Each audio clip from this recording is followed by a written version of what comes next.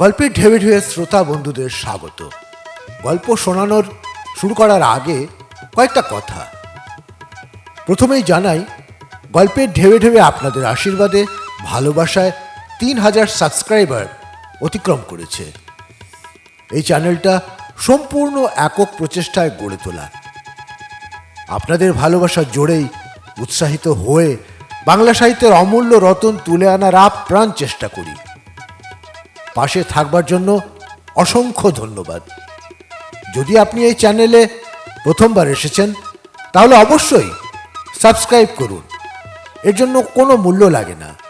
সাথে বেল আইকনটা প্রেস করলে গল্প আপলোড হলেই নোটিফিকেশন পেয়ে যাবেন। গল্প ভালো লাগলে লাইক করে দেবেন, অবশ্যই হাইপ বাটন দেবেন, তাহলে আরও মানুষের কাছে চ্যানেলটা পৌঁছে যাবে। গল্পটি শেয়ার করুন বন্ধুদের। আপনাদের সবার ভালোবাসায় পূর্ণ হোক গল্পের ঢেউয়ে ঢেউয়ে।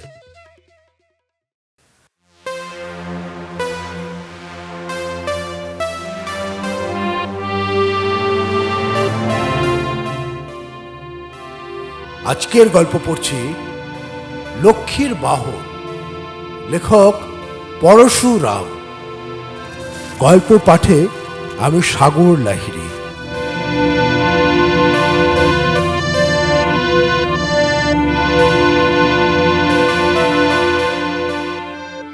আজকের গল্প শুরু করছি পরশুরামের লেখা গল্প লক্ষ্মীর বাহন।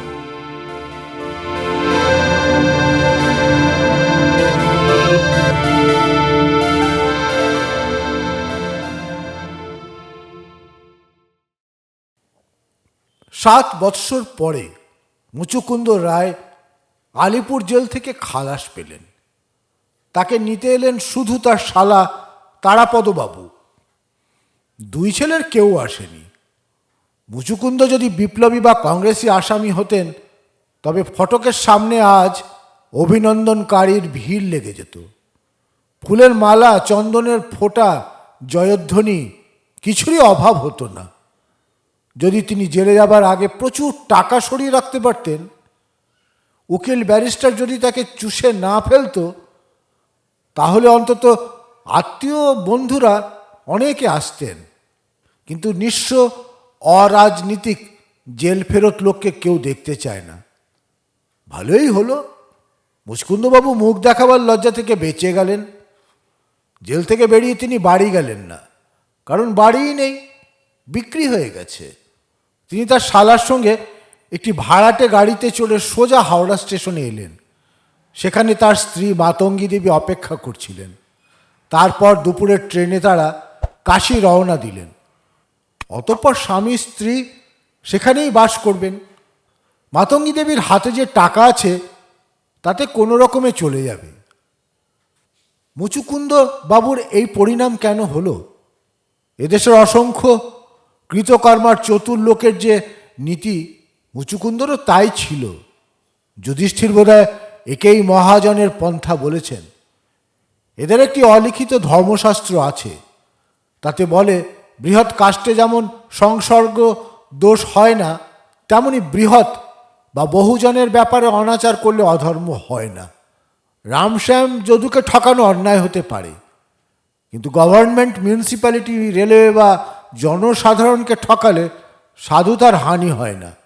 যদি বা কিঞ্চিত অপরাধ হয়, তবে ধর্মকর্ম আর লোক হিতার্থে কিছু দান করলে সহজেই তা খণ্ডন হয়ে যেতে পারে।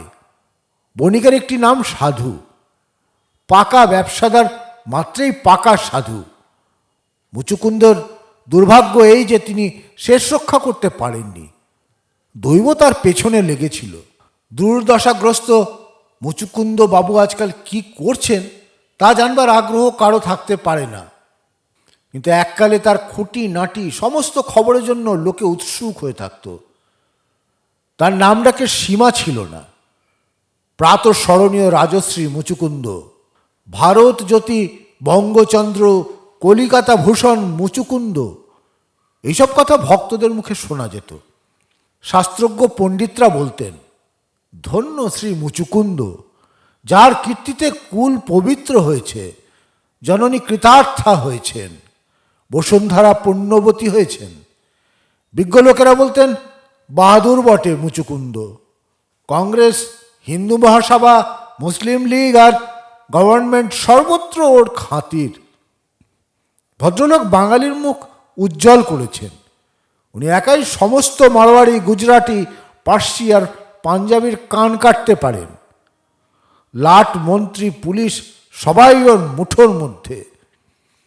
বকাটে ছেলেরা বলতো মুচুর মতন মানুষ হয় না মাইরি, চাইবা মাত্র আমাদের সর্বজনীনের জন্য 500 টাকা ঝাড়াকসে জেড়ে দিলে। সেই 8-10 বৎসর আগেকার খ্যাতনামা উদ্যোগী পুরুষ সিংহের কথা এখন বলছি। মুচুকুন্দ রায়ের প্রকাণ্ড বাড়ি, প্রকাণ্ড মোটর, প্রকাণ্ড পত্নী। তিনি নিজে একটু বেঁটে আর পেট মোটা, কিন্তু তার জন্য তার আত্মসম্মানের হানি হয়নি। বন্ধুরা বলতেন তার চেহারার সঙ্গে নেপোলিয়নের খুব মিল আছে। ইংরেজ, জার্মান, মার্কিন প্রভৃতির খ্যাতি শোনা যায় যে তারা সব কাজ নিয়ম অনুসারে করে, কিন্তু মুচুকুন্দ তাদের হারিয়ে দিয়েছেন। সদ্য অয়েল করা দামি ঘড়ির মতন সুনিয়ন্ত্রিত মসৃণ গতিতে তার জীবনযাত্রা নির্বাহ হয়। অন্তরঙ্গ বন্ধুরা পরিহাস করে বলেন তার কাছে দাঁড়ালে চিকচিক শব্দ শোনা যায়। আরও আশ্চর্য এই যে ইহকাল আর পরকাল দুদিকেই তার সমান নজর আছে। তবে ধর্মকর্ম সম্বন্ধে তিনি নিজে মাথা ঘামান না, তার পত্নীর আজ্ঞাই পালন করেন। প্রত্যহ ভোর 5টার সময় মুচুকুন্দর ঘুম ভাঙে। সেই সময় একজন মাইনে করা বৈরাগী রাস্তায় দাঁড়িয়ে তাকে 5 মিনিট হরিনাম শোনায়। তারপর প্রাতকৃত্য সারা হলে একজন ডাক্তার তার নাড়ির গতি আর ব্লাড প্রেশার দেখে বলে দেন আজ সমস্ত দিনে তিনি কতখানি ক্যালোরি, প্রোটিন, ভাইটামিন প্রভৃতি উদরস্থ করবেন এবং কতটা পরিশ্রম করবেন। 7টা থেকে 8:30 পর্যন্ত পুরুত ঠাকুর চণ্ডীপাঠ করেন। মুচুকুন্দ কাগজ পড়তে পড়তে, চা খেতে খেতে তা শোনেন। তারপর নানা লোক এসে তার নানা রকম ছোটোখাটো বেনামি কারবারের রিপোর্ট দেন, যেমন রিক্সা, ট্যাক্সি, লরি, হোটেল, দেশি মদের এবং আফিম, গাঁজা, ভাং, চরসের দোকান ইত্যাদি। বেলা 9টার সময় একজন মেদিনীপুরি নাপিত তাকে কামিয়ে দেয়।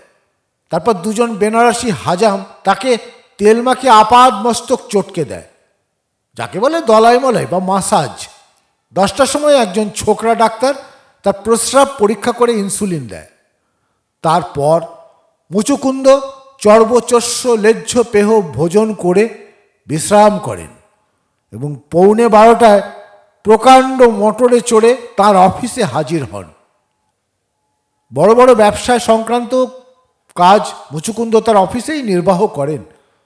অনেক লিমিটেড কোম্পানির ম্যানেজিং এজেন্সি তার হাতে, কাপড় কল, চটকল, চা বাগান, কয়লার খনি, ব্যাংক, ইন্স্যুরেন্স ইত্যাদি। তাছাড়া তিনি কন্ট্রাক্টরিও করেন।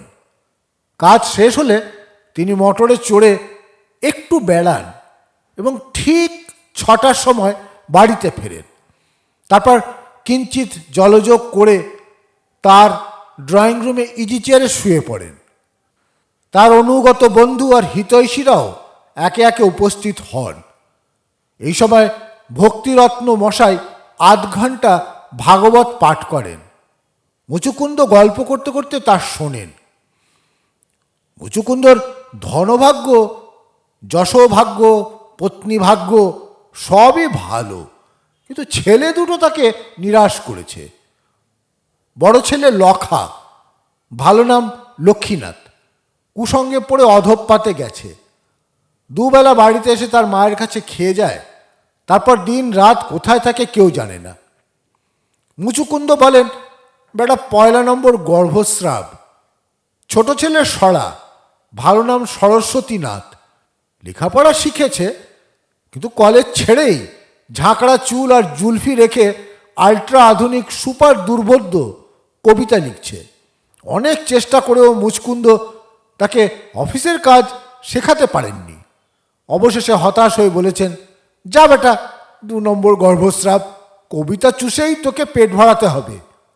মুচুকুন্দর শালা তারাপদই তার প্রধান সহায়। একটু বোকা, কিন্তু বিশ্বস্ত কাজের লোক। মুচুকুন্দ গৃহিণী মাতঙ্গী দেবী, লম্বা চওড়া বিরাট মহিলা। হিংসুটে মেয়েরা বলে একখানা এক গাড়ি মহিলা। যেমন কর্মিষ্ঠা তেমনই ধর্মিষ্ঠা। আধুনিক ফ্যাশন আর চাল চলন তিনি দু চক্ষে দেখতে পারেন না। ধর্ম কর্ম ছাড়া তার অন্য কোনো শখ নেই। কেবল নিমন্ত্রণে যাবার সময় একগা ভারী ভারী গহনা আর ন্যাপথলিন বাসিত বেনারসি পরেন। তিনি স্বামীর সব কাজের খবর রাখেন এবং ধনবৃদ্ধি পাপক্ষয় যাতে সমান তালে চলে সে বিষয়ে সতর্ক থাকেন।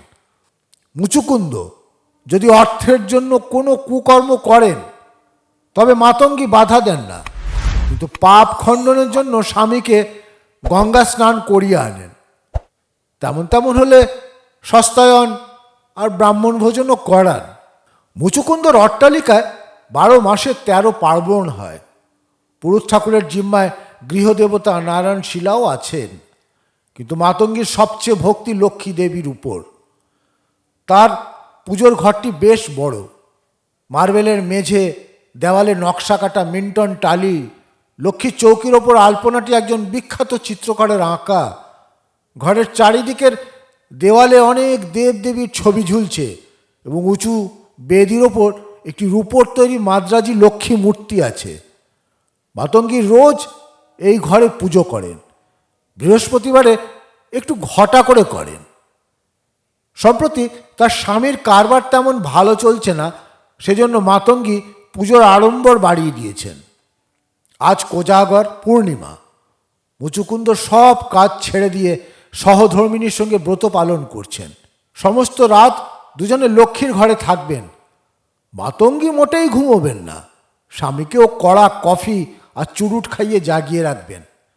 শাস্ত্রমতে এই রাত্রে জুয়া খেলতে হয়, সেজন্য মাতঙ্গী পাশা খেলার সরঞ্জাম আর বাজি রাখবার জন্য শখানেক টাকা নিয়ে বসেছেন। মুচুকুন্দ নিতান্ত অনিচ্ছায় পাশা খেলছেন, ঘন ঘন হাই তুলছেন আর মাঝে মাঝে কফি খাচ্ছেন। রাত 12টার সময় পূর্ণিমার চাঁদ আকাশের মাথার উপর উঠল। ঘরে 5টি ঘিয়ের প্রদীপ জ্বলছে এবং খোলা জানালা দিয়ে প্রচুর জ্যোৎস্না আসছে। মুচুকুন্দ আর মাতঙ্গী দেখলেন জানলার বাইরে একটা বড় পাখি নিঃশব্দে ঘুরে ঘুরে উড়ে বেড়াচ্ছে। তার ডানায় চাঁদের আলো পড়ে ঝকমক করে উঠছে। মাতঙ্গী জিজ্ঞাসা করলেন, কি পাখি ওঠা? মুচুকুন্দ বললেন, পেঁচা মনে হচ্ছে। পাখিটা হঠাৎ হু হু হুম হু হু হুম শব্দ করে ঘরে ঢুকে লক্ষ্মীর মূর্তির নিচে স্থির হয়ে বসল। মুচুকুন্দ তাড়াতে যাচ্ছিলেন। মাতঙ্গী তাকে থামিয়ে বললেন, খবরদার, অমন কাজ করো না। দেখছো না মা লক্ষ্মীর বাহন এসেছেন? এ বলে তিনি গলবস্ত্র হয়ে প্রণাম করলেন। তার দেখা দেখি মুচুকুন্দও করলেন। পেঁচা মাথা নেড়ে মাঝে মাঝে হু হু হুম শব্দ করতে লাগলো। লক্ষ্মী পেঁচা তাতে সন্দেহ নেই, কারণ মুখটি সাদা, পিঠে সাদার ওপর ঘোর খয়েরি রঙের ছিট। কাল পেঁচা নয়, কুটুরে পেঁচাও নয়, যদিও আওয়াজ কতকটা সেই রকম। পেঁচার ডাক সম্বন্ধে পণ্ডিতগণের মতভেদ আছে। সংস্কৃতে বলে ঘুতকার, ইংরেজিতে বলে হুট। শেক্সপিয়ার বলেছেন টু হুইট টু হু। মদনমোহন তর্কালঙ্কার তার শিশু শিক্ষায় লিখেছেন ছোট ছেলের কান্নার মতন। যোগেশচন্দ্র বিদ্যানিধি মহাশয়ের মতে কাল পেঁচা কুক কুক কুক অথবা করুণ শব্দ করে। কুটুরে পেঁচা ক্যাঁচা ক্যাঁচা ক্যাঁচা রব করে। হুতম পেঁচা হুম হুম করে। লক্ষ্মী পেঁচার বুলি তিনি লেখেননি। মুচুকুন্দর গৃহাগত পেঁচাটির ডাক শুনে মনে হয় যেন দেয়ালের ফুটো দিয়ে ঝোড়ো হাওয়া বইছে। মাতঙ্গী একটা রূপোর রেকাবিতে কিছু লক্ষ্মী পুজোর প্রসাদ রেখে পেঁচাকে নিবেদন করলেন। অনেকক্ষণ নিরীক্ষণ করে পেঁচা একটু ক্ষীর আর ছানা খেলে, বাদাম পেস্তা আঙুর ছুলে না। মুচুকুন্দ বললেন, মাংসাশী প্রাণী, যদি পুষতে চাও তো আমিষ খাওয়াতে হবে। মাতঙ্গী বললে, কাল থেকে মাগুর মাছ আর কচি পাঁঠার ব্যবস্থা করব। পেঁচা মহা সমাদরে বাড়িতেই রয়ে গেল। মুচুকুন্দ তাকে কাকাতুয়ার মতো দাঁড়ে বসাবেন স্থির করে পায়ের উপর শিকল বাঁধতে গেলেন, কিন্তু লক্ষ্মীর বাহন চিৎকার করে তাকে হাতে টুকরে দিলে। তারপর থেকে সে যথেচ্ছাচারী মহামান্য কুটুম্বের মতো বাস করতে লাগলো। লক্ষ্মী পুজোর ঘরেই সে সাধারণত থাকে, তবে মাঝে মাঝে অন্য ঘরেও যায় এবং রাত্রে অনেকক্ষণ বাইরে ঘুরে বেড়ায়, কিন্তু পালাবার চেষ্টা মোটেই করে না। বাড়ির চাকররা খুশি নয়, কারণ পেঁচা সব ঘর নোংরা করছে। মাতঙ্গী সবাইকে শাসিয়ে দিয়েছেন, খবরদার, পেঁচা বাবাকে যে গাল দেবে তাকে ঝাঁটা মেরে বিদায় করব। পেঁচার আগমনের সঙ্গে সঙ্গে মুচুকুন্দর বাবুর কারবারের উন্নতি দেখা গেল। 12-13 বৎসর আগে তিনি তার দুঃসম্পর্কের ভাই পঞ্চানন চৌধুরীর সঙ্গে কন্ট্রাক্টারি আরম্ভ করেন। যুদ্ধ বাঁধলে এরা বিস্তর গরু, ভেড়া, ছাগল, শুয়োর এবং চাল, ডাল, ঘি, তেল ইত্যাদি সরবরাহের অর্ডার পান। তাতে বহু লক্ষ টাকা লাভও করেন। তারপর দুজনের ঝগড়া হয়। এখন পঞ্চানন আলাদা হয়ে শেঠ কৃপারাম কাচালুর সঙ্গে কাজ করছেন। গত বৎসর মুচুকুন্দ মিলিটারি ঠিকাদারিতে সুবিধে করতে পারেননি। কৃপারাম আর পঞ্চাননই সমস্ত বড় বড় অর্ডার বাগিয়েছিলেন। কিন্তু আশ্চর্য ব্যাপার, পেঁচা আসবার পরদিনই মুচুকুন্দ টেলিগ্রাম পেলেন যে তার 10,000 মণ ঘিয়ের টেন্ডারটি মঞ্জুর হয়েছে। এখন আর কোনো সন্দেহ রইল না যে মা লক্ষ্মী প্রসন্ন হয়ে স্বয়ং তার বাহনটিকে পাঠিয়ে দিয়েছেন। যতদিন মুচুকুন্দ তার পক্ষপুটের আশ্রয়ে থাকবেন, ততদিন কৃপারাম আর পঞ্চানন কোনো অনিষ্ট করতে পারবে না।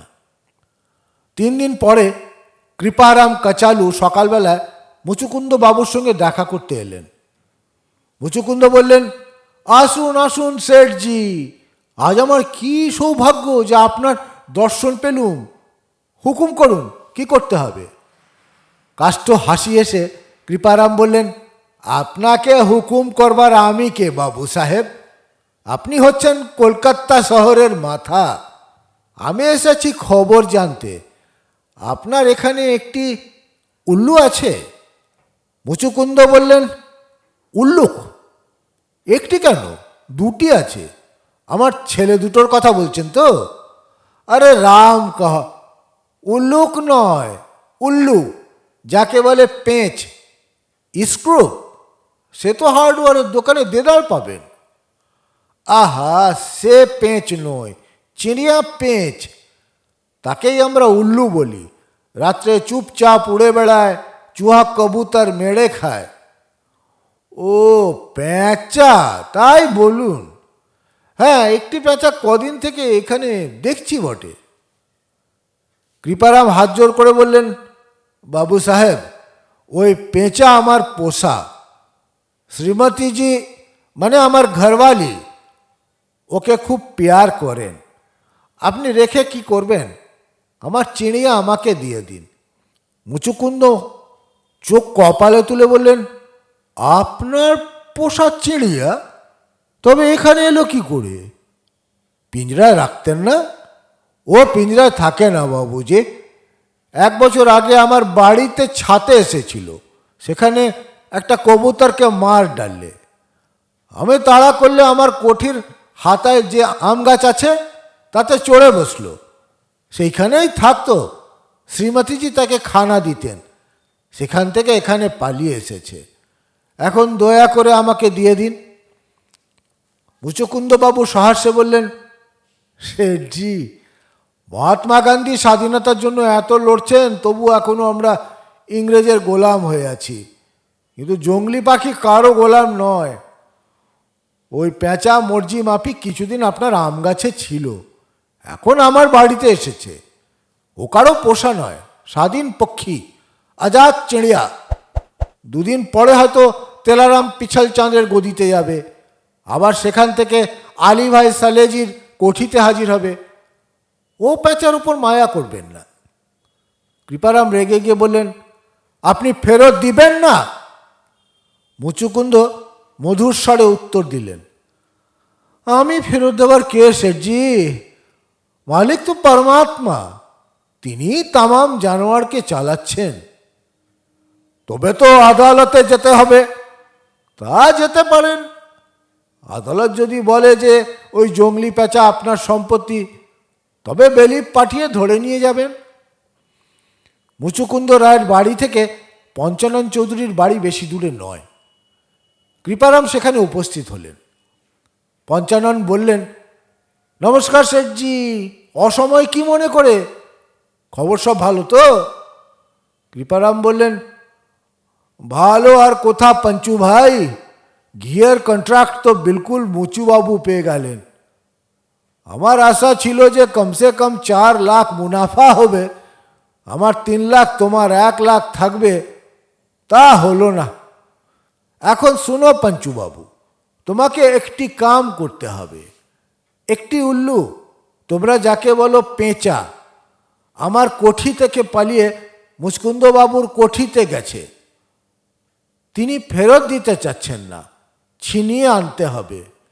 পঞ্চানন বললেন, পেঁচার আপনার কি দরকার? বহুত ভালো পেঁচা, আমার ঘরওয়ালির খুব পেয়ারের পেঁচা।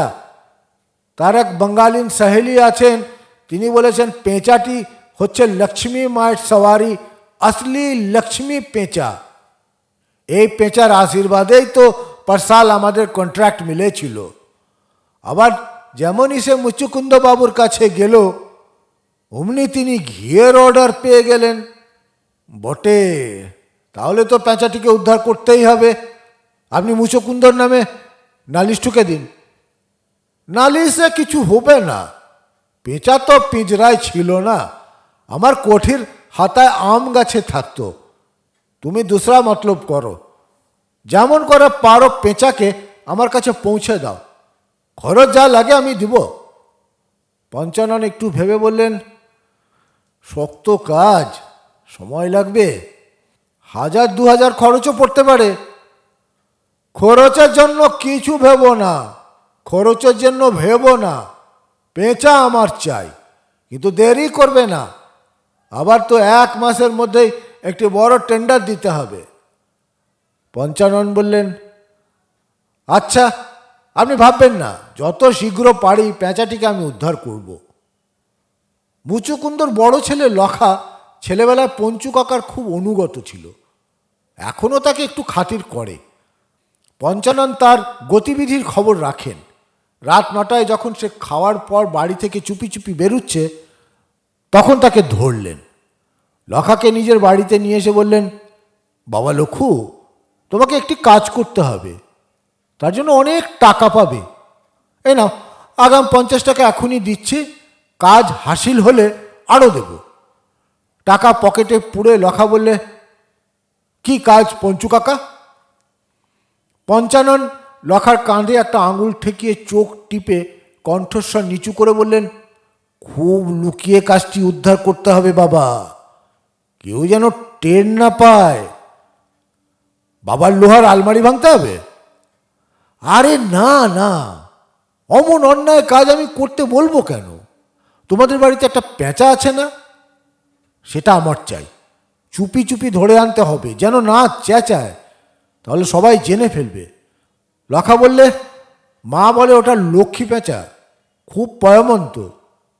যদি অন্য পেঁচা ধরে এনে দিই তাতে চলবে না? ওই পেঁচাটিই দরকার। আমার গুরুদেব অঘরী বাবা চেয়েছেন কি এক তান্ত্রিক সাধনা করবেন, যে সে পেঁচায় চলবে না। তোমাদের বাড়ির পেঁচাটিরই শাস্ত্রোক্ত সব লক্ষণ আছে। পারবে না লক্ষু? কিছুক্ষণ ভেবে লখা বললে, তা আমি পারবো, কিন্তু 10 বার দেরি হবে। পেঁচাটাকে আগে বশ করতে হবে। এখন তো বেটা আমাকে দেখলেই ঠোকরাতে আসে। কত টাকা দেবেন? 50 দিয়েছি, পেঁচা আনলে আরও 50 দেবো।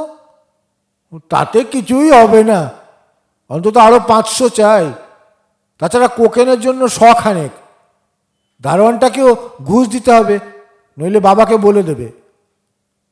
কোকেন কি হবে? তুমি খাও নাকি? রাম বলো, ভদ্রলোকে কোকেন খায় না। আমার জন্য নয়, এই পেঁচাটাকে কোকেন ধরিয়ে বশ করতে হবে, তবে তাকে আনতে পারবো। অনেক দর কষাকষির পর রফা হলো যে পেঁচা পঞ্চাননের হস্তগত হলেও লখা আরও 250 টাকা পাবে। কৃপারাম নিজে এসে বা টেলিফোন করে রোজ খবর নিতে লাগলেন পেঁচা এলো কিনা। পঞ্চানন তাকে বললেন, অত ব্যস্ত হবেন না, জানাজানি হয়ে যাবে, এলেই আপনাকে খবর দেব, আপনি নিজে এসে নিয়ে যাবেন। 10 দিন পরে রাত 11টার সময় লখা একটা রিকশায় চড়ে পঞ্চাননের বাড়িতে এলো। তার সঙ্গে একটি ঝুড়ি কাপড় দিয়ে মোড়া। পঞ্চানন অত্যন্ত খুশি হয়ে মাল সমেত লখাকে নিজের অফিস ঘরে নিয়ে গিয়ে দরজায় খিল দিলেন। কাপড় সরিয়ে নিলে দেখা গেল পেঁচা বুঁদ হয়ে চুপ করে বসে আছে। লখা বললেন, শুনুন পঞ্চু কাকা, এটাকে দিনের বেলায় ঘরে বন্ধ করে রাখবেন, কিন্তু রাত্রে ছেড়ে দেবেন। ওই ইঁদুর পাখির ছানা এসব ধরে খাবে, নইলে বাঁচবে না। আর এই শিশিটা রাখুন, এতে 500 ভাগ চিনির সঙ্গে 1 ভাগ কোকেন মিশানো আছে। রোজ বিকেলে 4টের সময় পেঁচাকে অল্প 1 চিমটি খেতে দেবেন। একটা ছোট রেকাবিতে রেখে নিজের হাতে ওর সামনে ধরবেন, তাহলেই খুঁটে খুঁটে খাবে। যেখানেই থাকুক রোজ মৌতাতের সময় ঠিক আপনার কাছে হাজির হবে। পঞ্চানন মুগ্ধ হয়ে বললেন, উফ লখু, তোমার কি বুদ্ধি বাবা! কোকেন ধরালে পেঁচা আর কারো বাড়ি যাবে না, কি বলো? লখা বললে, যাবার সাধ্য কি, ও চিরকাল আপনার গোলাম হয়ে থাকবে। 12 দিন হয়ে গেল, তবু পেঁচার কোনো খবর আসছে না দেখে কৃপারাম উদ্বিগ্ন হয়ে পঞ্চাননের বাড়ি এলেন। পঞ্চানন জানালেন, অনেক হাঙ্গামা আর খরচ করে তিনি পেঁচাটিকে হস্তগত করতে পেরেছেন। কৃপারাম উৎফুল্ল হয়ে বললেন, বাহ বাহ পঞ্চু ভাই, এনে দাও এনে দাও, আমি এখনই মোটরে করে নিয়ে যাব। খরচ কত পড়েছে বলো, আমি চেক লিখে দিচ্ছি। পঞ্চানন একটু চুপ করে থেকে বললেন, খরচ বিস্তর লাগবে। কত? 500, 1000? ঢের বেশি, বলো না কত? পঞ্চানন আবার কিছুক্ষণ চুপ করে থেকে বললেন, শুনুন শেঠজি, লাখ পেঁচার মধ্যে একটি লক্ষ্মী পেঁচা মেলে, আবার 10 লাখ লক্ষ্মী পেঁচার মধ্যে একটি রাজলক্ষ্মী পেঁচা পাওয়া যায়। ইনি হলেন সেই আদত রাজলক্ষ্মী পেঁচা। 7 রাজার ধন 1 মানিক। 50টি গণেশজির চাইতে এর কুদরত বেশি। এমন ইনভেস্টমেন্ট আর কোথাও পাবেন না। আপনার বাড়িতে থাকলে বহু লক্ষ টাকা আপনি কামাতে পারবেন। আমি তার ভাগ চাই না, আমাকে 10 লাখ নগদ দিন, আমি পেঁচা ডেলিভারি দেব। কৃপারাম অত্যন্ত চটে গিয়ে বললেন, পঞ্চুবাবু, তুমি এত বড় বেঈমান, নিমক হারাম, ঠক, জুয়া চোর, তা আমার মালুম ছিল না। 2000 টাকা নিয়ে পেঁচা দেবে কিনা বলো, না দাও তো মুশকিলে পড়বে। আমার এক কথা, নগদ 10 লাখ চাই, ডেলিভারি এগেনস্ট ক্যাশ। আপনি না দেন তো অন্য লোক দেবে। এই লড়াইয়ের বাজারে রাজলক্ষ্মী পেঁচার খদ্দের অনেক আছে। কৃপারাম বললেন, আচ্ছা, আমি তোমাকে দেখে নিব। এই বলে গট গট করে ঘর থেকে বেরিয়ে গেলেন। কৃপারাম তুখোড় লোক। তিনি ভেবে দেখলেন, পঞ্চাননের কাছ থেকে পেঁচা চুরি করে আনলে ঝঞ্ঝাট মিটবে না, তার বাড়ি থেকে আবার চুরি যেতে পারে। অতএব এক শত্রুর সঙ্গে রফা করে আরেক শত্রুকে সায়স্তা করতে হবে। সেই দিনই সন্ধ্যার সময় তিনি মুচুকুন্দ বাবুর সঙ্গে দেখা করলেন। মুচুকুন্দর মন ভালো নেই, তার গৃহিণীও পেঁচার শোকে আহার নিদ্রা ত্যাগ করেছেন। কৃপারাম বললেন, নমস্তে মুচুবাবু, আমার চিড়ে আপনি দিলেন না, জবরদস্তি ধরে রাখলেন, এখন দেখলেন তো সে দুসরা জায়গায় গেছে। মুচুকুন্দ ব্যগ্র হয়ে বললেন, আপনি জানেন না কি, কোথায় আছে? হ্যাঁ জানি, আপনার ভাই সেই পঞ্চুশালা চুরি করে নিয়ে গেছে। 10 লাখ টাকা না পেলে ছাড়বে না। মুচুবাবু, আমার কথা শুনুন, আমার সাথ দোস্তি করুন। ব্যাংক, কটন মিল वगैरह আপনার থাকুক, আমি তার ভাগ চাই না। কেবল মিলিটারি ঠিকার কাজ আপনি আর আমি একসাথ করব। মুনাফার বখরা আধা আধি। পঞ্চুর সঙ্গে আমার ফারাগাত হয়ে গেছে। লক্ষ্মী পেঁচা পালা করে 1 মাস আপনার কাছে, 1 মাস আমার কাছে থাকবে। তাহলে আর আমাদের মধ্যে ঝগড়া হবে না। বলুন, এতে রাজি আছেন? মুচুকুন্দ বললেন, আগে পেঁচা উদ্ধার করুন। সে আপনি ভাববেন না, 2 দিনের মধ্যে পেঁচা আপনার বাড়ি হাজির হবে। আমার মতলব শুনুন, ফজলু আর মিশ্রিলাল গুন্ডাকে আমি লাগাবো। তারা তাদের দলের লোক নিয়ে কাল দুপুর রাতে পঞ্চুর বাড়িতে ডাকাতি করবে। যত পারে লুট করবে। পঞ্চুকে ऐसा মার লাগাবে যে আর কখনো সে খাড়া হতে পারবে না। পেঁচার কি হবে সে আপনি ভাববেন না, আমি কাছেই ছিপিয়ে থাকব। ফজলু আর মিশ্রিলাল আমার হাতেই পেঁচা দেবে। মুচকুন্দ বললেন, বেশ, আমি রাজি আছি। পেঁচা নিয়ে আসুন, আপনার সঙ্গে পাকা এগ্রিমেন্ট করব। পুলিশ সুপারিনটেন্ডেন্ট খাঁ সাহেব করিমুল্লাহ মুচকুন্দবাবুর বিশিষ্ট বন্ধু। রাত 8টার সময় তার কাছে গিয়ে মুচুকুন্দ বললেন, খাঁ সাহেব, সুখবর আছে। কি খাওয়াবেন বলুন। আতার বিচির মতন দাঁত বার করে করিমুল্লাহ বললেন, তওবা, আপনি যে উল্টো কথা বলছেন স্যার। পুলিশ খাওয়ায় না, খায়। মুচুকুন্দ বললেন, বেশ, আপনি আমার কাজ উদ্ধার করে দিন, আমি আপনাকে খাওয়াবো। এখন শুনুন, আমি খবর পেয়েছি কাল দুপুর রাত্রে পঞ্চানন চৌধুরীর বাড়িতে ডাকাতি হবে। পঞ্চুকে আপনি জানেন তো, দুঃসম্পর্কে আমার ভাই হয়। ডাকাতের সর্দার হচ্ছেন স্বয়ং শেঠ কৃপারাম। বলেন কি, কৃপারাম কচালু? হ্যাঁ, তিনি। তার সঙ্গে ফজলু আর মিশ্রিলালের দলও থাকবে। আপনি পঞ্চুর বাড়ির কাছাকাছি পুলিশ মোতায়েন রাখবেন। ডাকাতির পরেই সবাইকে গ্রেপ্তার করে চালান দেবেন মায় কৃপারাম। তাকে কিছুতেই ছাড়বেন না, বরং ফজলু আর মিশ্রিকে ছাড়তে পারেন। ডাকাতির পরে গ্রেপ্তার কেন? আগে করাই তো ভালো। না না, তাহলে সব ভেস্তে যাবে। আর শুনুন, আমার একটি পেঁচা ছিল, পঞ্চু সেটাকে চুরি করেছে। আবার কৃপারাম পঞ্চুর ওপর বাটপাড়ি করতে যাচ্ছে। সেই পেঁচাটি আপনি আমাকে এনে দেবেন, কিন্তু যেন জখম না হয়। ও তাই বলুন। পেঁচাই হচ্ছে বখেরার মূল। মেয়ে মানুষ হলে বুঝতুম, পেঁচার ওপর আপনাদের এত খাহিস কেন? কাবাব বানাবেন নাকি? এসব হিন্দু শাস্ত্রের কথা, আপনি বুঝবেন না। আমার কাজটি উদ্ধার করে দিন, সরকারের কাছে আপনার সুনাম হবে। খাঁ বাহাদুর খেতাব পেয়ে যাবেন। আমিও আপনার মান রাখব। করিমুল্লার কাছে প্রতিশ্রুতি পেয়ে মুচুকুন্দ বাবু বাড়ি ফিরে গেলেন। পরদিন রাত 12টার সময় পঞ্চানন চৌধুরীর বাড়িতে ভীষণ ডাকাতি হলো। নগদ, টাকা আর গহনা সব লুট হয়ে গেল। পঞ্চাননের মাথায় আর পায়ে এমন চোট লাগলো যে তিনি 15 দিন হাসপাতালে বেহুশ হয়ে রইলেন। 3টে ডাকাত ধরা পড়ল, কিন্তু ফজলু আর মিশ্রিলাল পালিয়ে গেল। কৃপারাম পেঁচার খাঁচা নিয়ে একটি গলি দিয়ে সরে পড়বার চেষ্টা করছিলেন, তিনিও গ্রেপ্তার হলেন। সকালবেলা স্বয়ং খাঁ সাহেব করিমুল্লাহ মুচকুন্দর হাতে পেঁচা সমর্পণ করলেন। মাতঙ্গী দেবী শাঁখ বাজিয়ে লক্ষ্মীর বাহনকে ঘরে তুললেন। পেঁচা অক্ষত শরীরে ফিরে এসেছে, কিন্তু তার ফুর্তি নেই। সমস্ত দিন সে মুখ হাঁড়ি করে বসে থাকে। নিশ্চিন্ত হবার জন্য পঞ্চানন তাকে ডবল মাত্রা খাওয়াচ্ছিলেন, তাই বেচারা ঝিমিয়ে আছে। বিকেলবেলা মৌতাতের সময় সে ছটপট করতে লাগলো। মুচুকুন্দ কাছে এলে তাকে হাতে ঠুকরে দিল।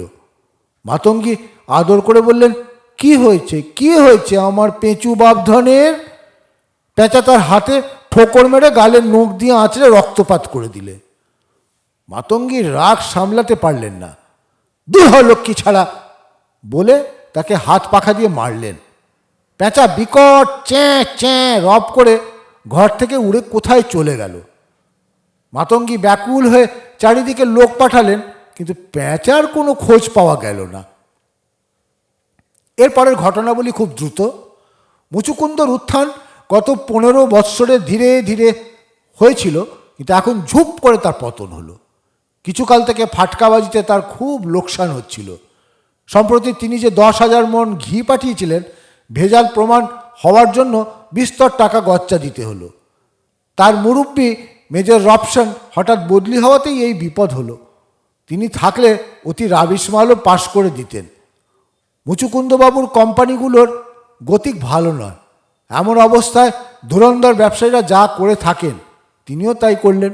অর্থাৎ এক কারবারের তহবিল থেকে টাকা সরিয়ে অন্য কারবার ঠেকিয়ে রাখতে গেলেন, কিন্তু শত্রুরা তার পেছনে লাগলো। তারপর একদিন তার ব্যাংকের দরজায় তালা পড়ল। যথারীতি পুলিশের তদন্ত এবং খাতাপত্র পরীক্ষা হলো। 1 বৎসর ধরে মোকদ্দমা চলল। পরিশেষে মুচুকুন্দ তহবিল, তছরূপ, জালিয়াতি, ফেরেববাজি প্রভৃতি দায় জেলে গেলেন। মাতঙ্গী দেবী তার ভাই তারাপদর কাছে আশ্রয় নিলেন। লখা আর সরা কোথায় থাকে, কি করে তার স্থিরতা নেই। তারাপদবাবু বললেন, দিদি আর জামাইবাবু মস্ত ভুল করেছিলেন। প্যাঁচাটা মহালক্ষ্মী প্যাঁচাই নয়, নিশ্চয়ই হুতম প্যাঁচা। ভোল ফিরিয়ে এসেছিল, সেই অলক্ষ্মীর বাহনই সর্বনাশ করে গেল। তারাপদ দিল্লি থেকে খবর পেয়েছেন যে সেই প্যাঁচা এখন কিং এডওয়ার্ড রোডের কাছে ঘুরে বেড়াচ্ছে। তার সঙ্গে একটি পেঁচিও জুটেছে। কোথায় আস্তানা গাড়বে বলা যায় না।